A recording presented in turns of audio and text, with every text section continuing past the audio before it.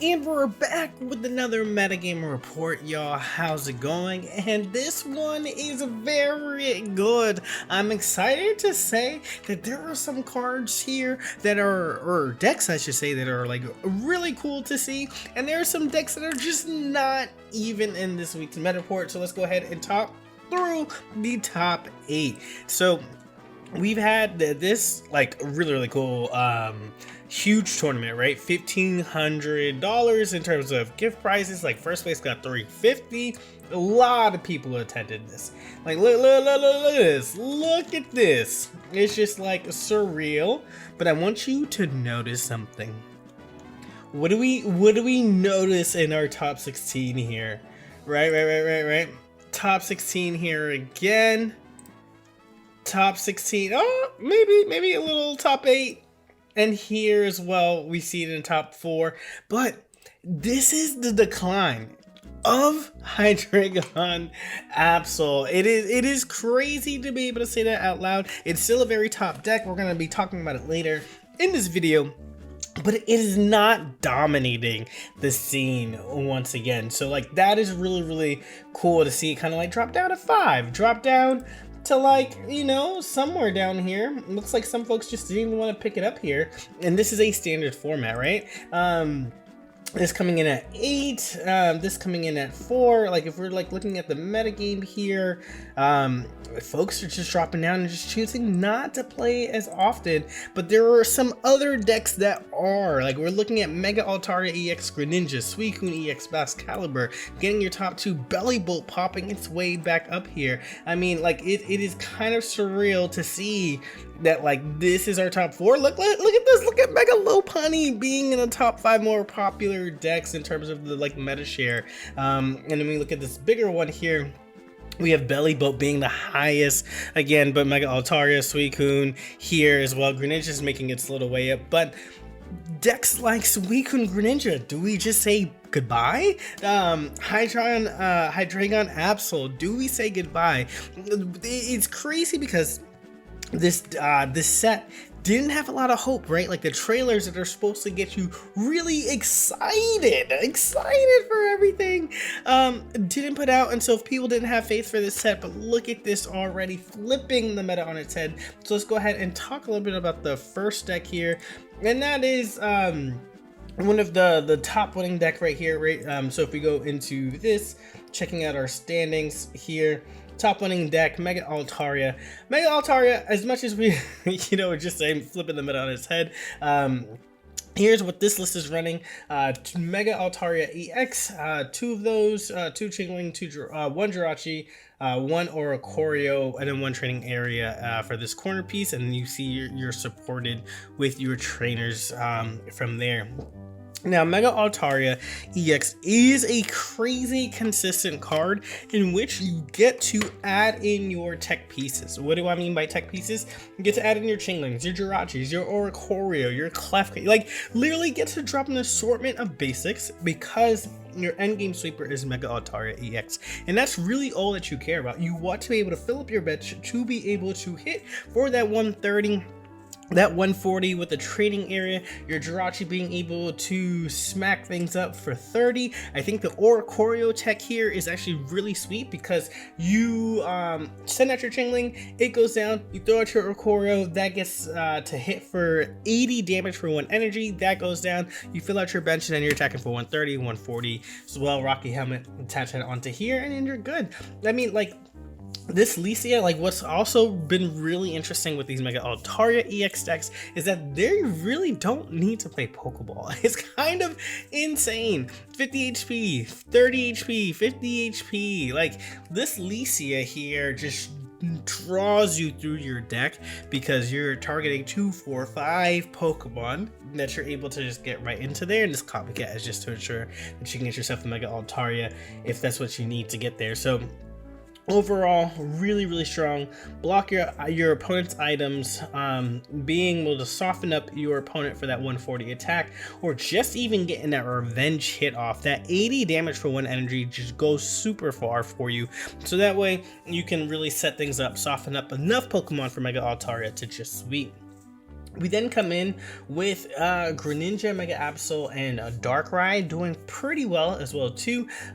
This here is just all about the ping, and it's really kind of interesting to see that this build is going to be coming out because there is a different Greninja build that is like top in the charts right now. But for this variation for Greninja, you're running the Dark style deck here. Darkrai being able to deal 20 damage, Greninja being able to deal 20 damage. So in a turn, you could have Mega Absol dealing 80 and then having an additional 60 from your supporting cast, being able to do 140 per turn in that sense while disrupting what your opponent's trying to do. It's all a matter of, I mean, even 160 if they hit you with the Rocky Helmet, right?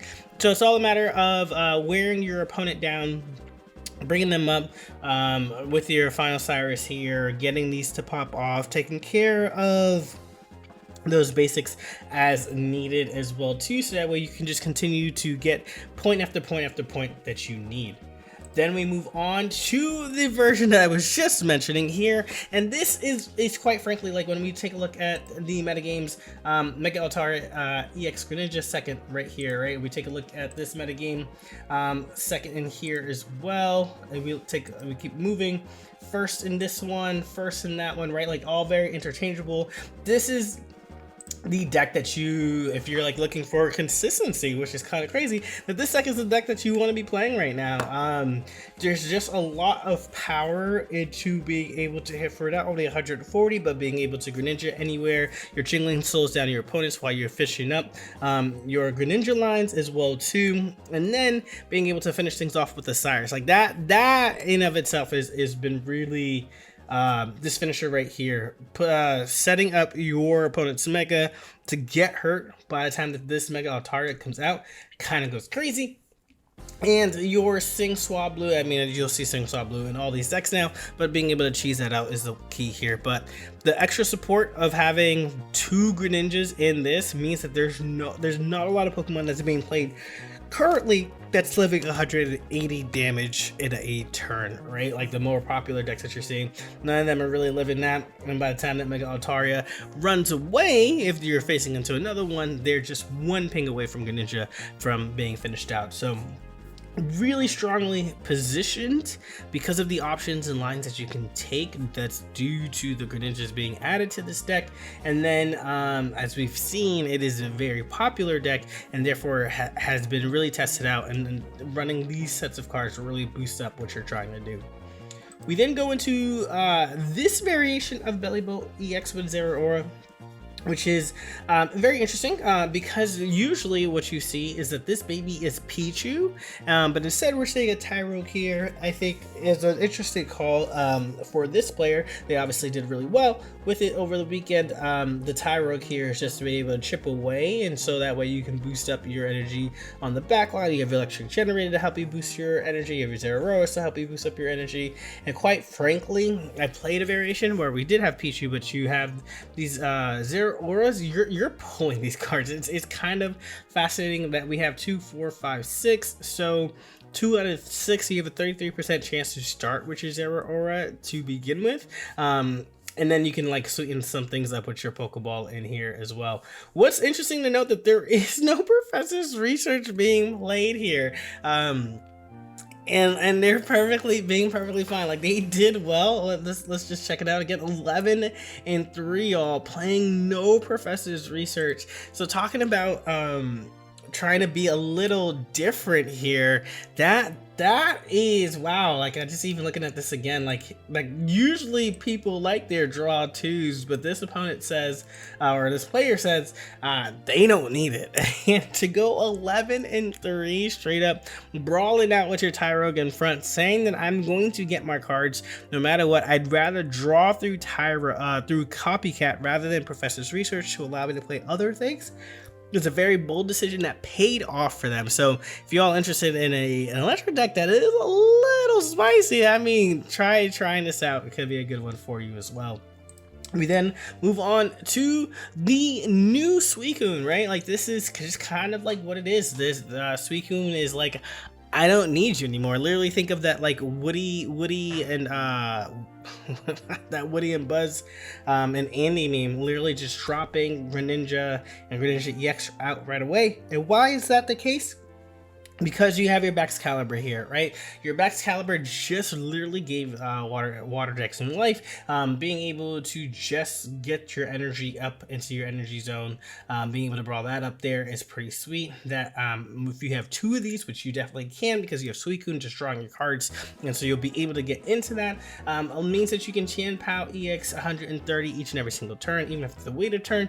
If you only have one, you can still do it the following turn. 130 is much more of a snipe than a 20 from Greninja, so being able to tackle that backline and knock things out as a basic as well is strong, and like getting rid of that hindrance of like discard all the energy and saying that like that just doesn't matter is ridiculous. So we still see the Irida, the inflatable boats, the starting planes to kind of like boost these two up 150 to 160, but the strength really comes down to Excalibur here, and sometimes this deck just gets so disgusting because you can go if you're turn 1 and you have Suicune Frigibax, if you rare candy into your Excalibur, you're attacking with Suicune already. Like, that is crazy that you're able to do things just like that. So overall, really strong because of your consistency, but also because of your water energy here and being able to have your sweeper in your Chien-Pao.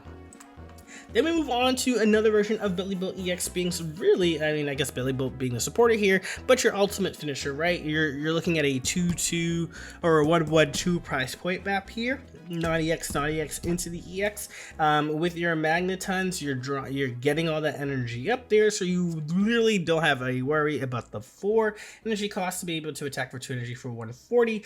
But as we've seen, Magnezone, definitely a killer here. Mirror Shot 90, forcing your opponent to flip a coin 50-50 on whether their attack goes through while still managing this 150 HP is absolutely insane. Tabulb and Magnemite also being able to be targeted through Alicia kind of goes crazy in here, and then you just looking for card draw. I might swap out a copycat for like a Clemont because it's just like Alicia can target your Magnemites and your Tabulbs. Your Clemonts can definitely target your 2 Magnetons in the deck, so just being even more targeted with your search here. But like, I'm not mad at a copycat or additional version of a copycat either. So if I were to make any searches, it would be that, but this deck was also very successful as well too.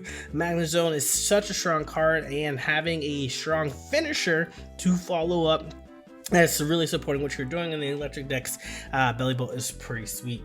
Then we move on to a newer version right here. Like, this Alolan Ninetales EX just kind of popped in out of nowhere here, y'all. Like, Binding Snow means that your opponent can't attach energy to the active zone. You have Excalibur EX, and then you have a Chien-Pao. So this here, we've seen this core, we just talked about this earlier, being able to generate energy for your Chien-Pao to snipe the backline. But you are essentially telling your opponent they can't play. And with this new supporter here, which we'll show you, discard a random energy from among the energy attached to all of your opponent's Pokemon that have an ability, could be detrimental, right? Like, there are a lot of Pokemon with ability that tend to lead out to the front, and you being able to snipe that and then also hit them with the Binding Snow, and now they're just stuck there, that's pretty cool. So this is a guaranteed energy, so some of y'all might think, okay, then why not play Team Rocket Grunt? You still have to flip in order for that to be able to happen. So having this go off into then some driving icicles, like, it overall is pretty good. You have this piece here being supported by, this is more of like a water control deck because you're getting rid of your energy and really controlling when your opponent's able to attack here. So I think my only question is, like, how often do you get through your cards? But I think the copycat here is what's helping you sort through that, being able to push for that consistency to really draw into your pieces here. But other than that, this is kind of spicy in the sense of, like, I'm going to attack you, then I can load up my Chien-Pao to get that going, and then my Excalibur will drop me up again. It's pretty sweet. We then finish off here with our last deck, which is crazy. It's just a Hydreigon Mega Absol EX deck. I mean, whether or not, like, I think this could still be a thing where folks are saying, I do want to play something new, but I wanted to play something new and still beat out this deck, right? Like and we saw some efforts being made in the last set, didn't quite make it there, and people just really just settled heavily on this deck and a couple of other repeats from before, Suicune Greninja. But now people are like venturing out, adding in new cards or older cards to these builds, which is something that you love to see.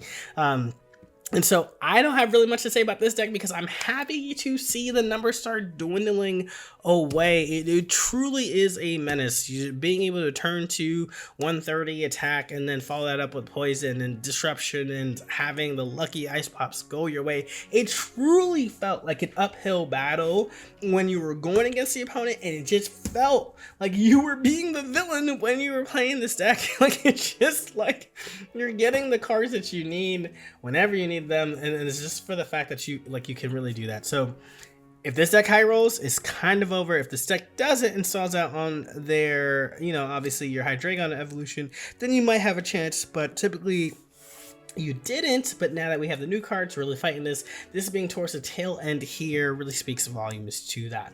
So let me know, what do y'all think? What are y'all playing currently or right now into this meta? If you're playing any of these, let me know how your experience has been as so far. And as always, y'all, if you enjoyed the vibes of this channel, be sure to hit that like button, subscribe, definitely click that notification bell so you don't miss out a thing. Catch y'all next one. Peace.